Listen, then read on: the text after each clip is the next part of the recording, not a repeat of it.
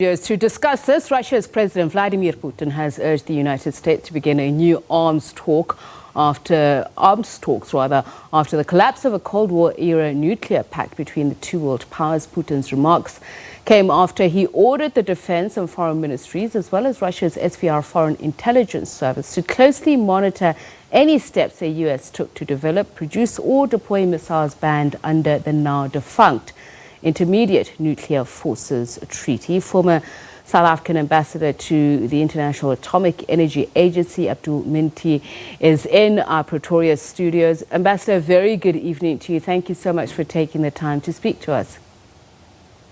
Good evening. What do you make of these developments there? Those asking questions about whether or not this will lead to a build-up or even a race and arms race. What are your thoughts on this? Well, the problem is that this treaty took a long time to negotiate.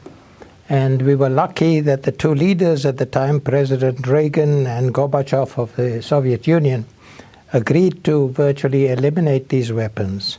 They eliminated weapons which had the range of 500 to 5,500 kilometers. And this resulted in also setting up a great many negotiations between them to monitor each other, because they relied on the fact that they must trust but also verify. They couldn't just trust. Now this worked very well, and now where the new changes have taken place with a new president in the United States, he's now decided that he wanted to tear this treaty up. Some of those involved in the original treaty, like Secretary of State Schultz, who was negotiating on behalf of Reagan, said that it would be much better to improve the treaty than to tear it up. So the fact that they have torn it up means that we have to start from fresh as to what we can do. But now, let me ask you this, Ambassador. You say the fact that it's been torn up means that they should start afresh, but there are those who believe that what Barack Obama and Dmitry Medvedev did in 2010 with the new treaty was, in a way, starting afresh. Some have even argued that the INF treaty was outdated anyway, that it used binary post-Cold War statutes that just were not commensurate with a modern today.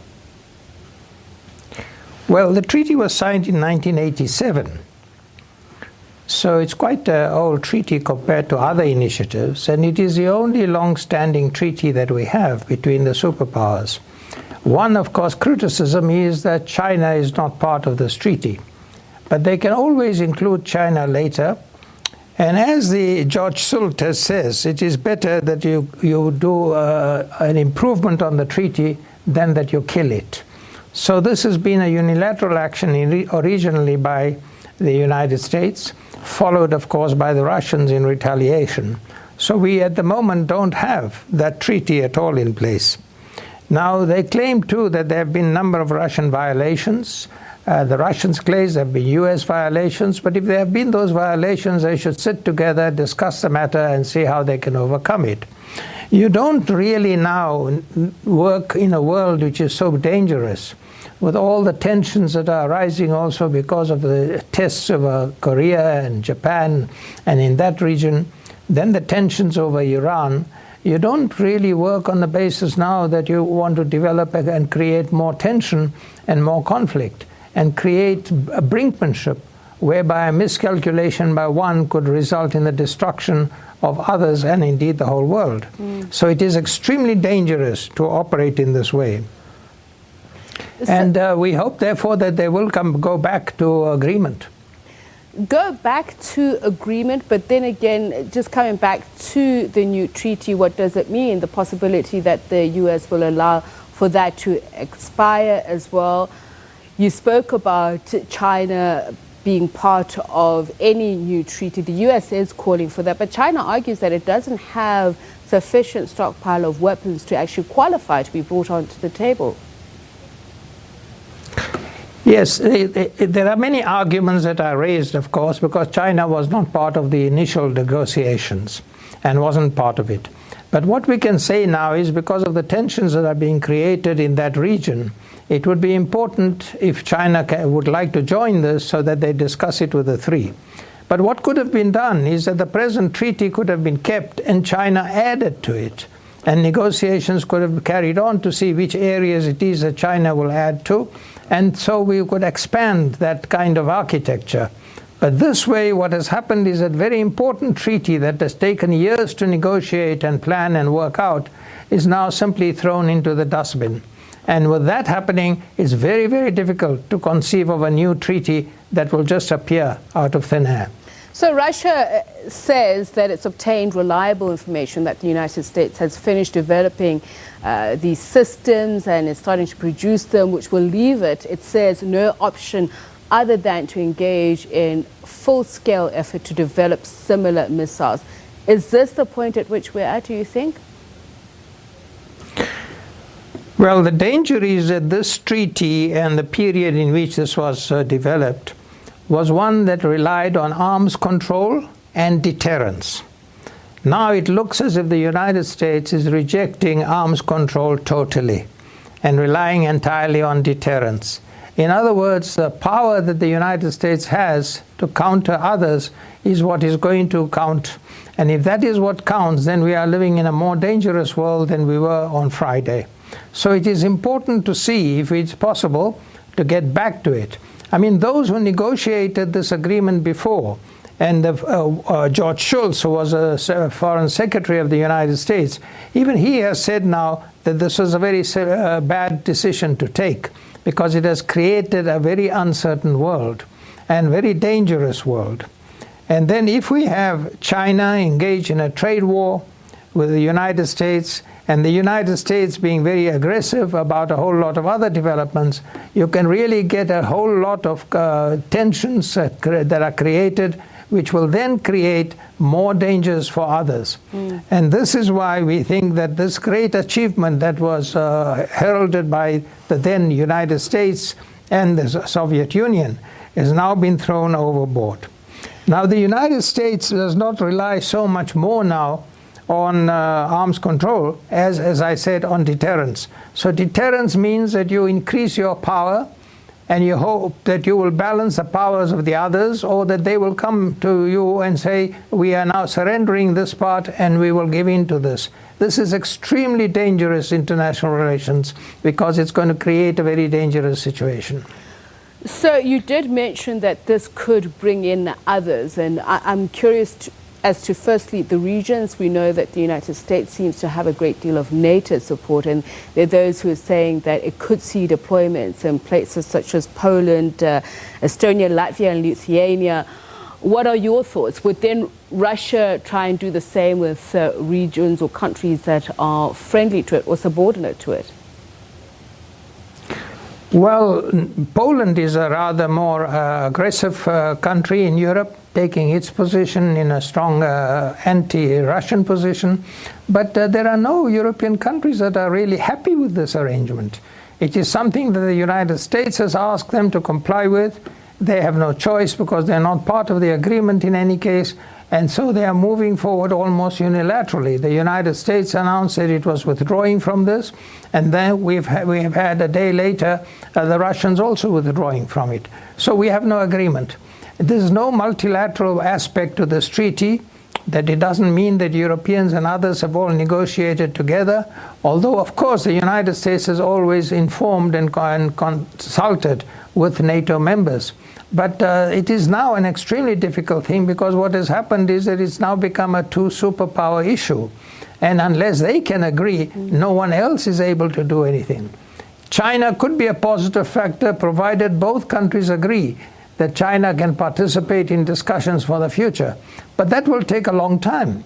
And their differences in their capacity is very great. Also, there'll be the question of whether you station any of these weapons in Asia.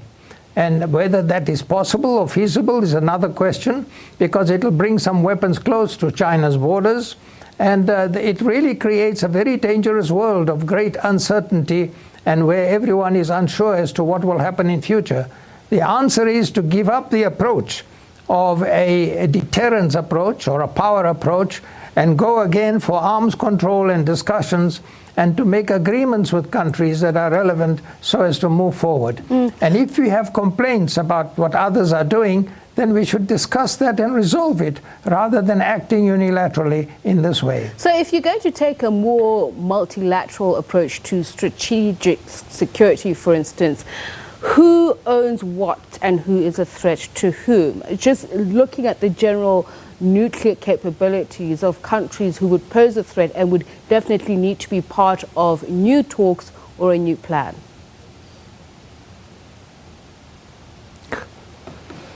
Well, we won't have a normal multilateral agreement because it never was that. It was essentially an agreement between the Soviet Union and the United States. But what happened was that NATO members agreed to it. Some of them made cutbacks themselves later on. And the thing to remember is that these missiles that were outlawed, they would be able to reach their destination with less than 10 minutes, some even 5 minutes. And therefore, if you don't outlaw them, and countries have them in their armory, then they could do a great deal of damage by simply utilizing them. And then we already have the confrontation that is developing over the Iran agreement, which is extremely important globally because it was achieved after very detailed negotiations and very long negotiations. And now that has been scrapped by the United States virtually, and its allies have gone along with it. And so that important agreement has also been put aside. And if we deal in this way with multilaterally agreed agreements, as well as others which are not multilaterally agreed, but which are supported by the rest of the world, then we are making deliberately a very much more dangerous world than we have. And Ambassador, I'm just curious, just looking at how the conversation has been skewed about the countries that we need to worry about in terms of nuclear warhead inventories. There's been a lot of talk about North Korea, there's been a lot of talk about Iran, but just looking at the latest 2019 estimated global figures, United States, Russia and France certainly have the bulk of that. So how do we then shift the conversation? Well, it's not only those countries. Britain also has nuclear weapons. Indeed. So you have to look at all the countries that are nuclear weapon states and what they will contribute. But the quantities that they have are far less, far smaller than what the United States and the Russian Federation have. So those two are the principal countries. The third one now that is important is China. But how that can play up in any agreements is difficult to predict because they are an Asian power. And up to now, these agreements have not focused on Asia. They have been mainly European and Russian. And if you do have to include China, you'd have to think very carefully about creating balance between the countries so that China feels confident in joining it. And the United States has already said that they would like to see China in this agreement. But we don't know what type of agreement it is. They've not declared it. And what happens to the other parties in the world. And therefore, the tensions that are also developing in Asia are extremely important. Because if they're not able to carry along Iran and other countries, then what is happening is that internationally, the whole nuclear issue is becoming more dangerous and more confrontational. So very briefly, whereas Ambassador, it could be resolved. How should South Africa then approach attaining nuclear power going forward? No, South Africa has a clear position. It takes a multilateral position. It would be against this kind of unilateral decision to terminate an agreement that is very important and that has been worked out with very painstaking negotiations, because it is a sad day for the rest of the world for this kind of decisions to be taken and for this situation to be created for all of us. So it is important that we all work together to try and persuade the big powers that they need to make the world more secure for us too, not make it more dangerous, and that they should ensure that they cooperate with each other. Ambassador, thank you so much for your time and insights. Former South African ambassador to the International Atomic Energy Agency, Abdul Minty, speaking to us there from our Pretoria studios. We'll be back shortly.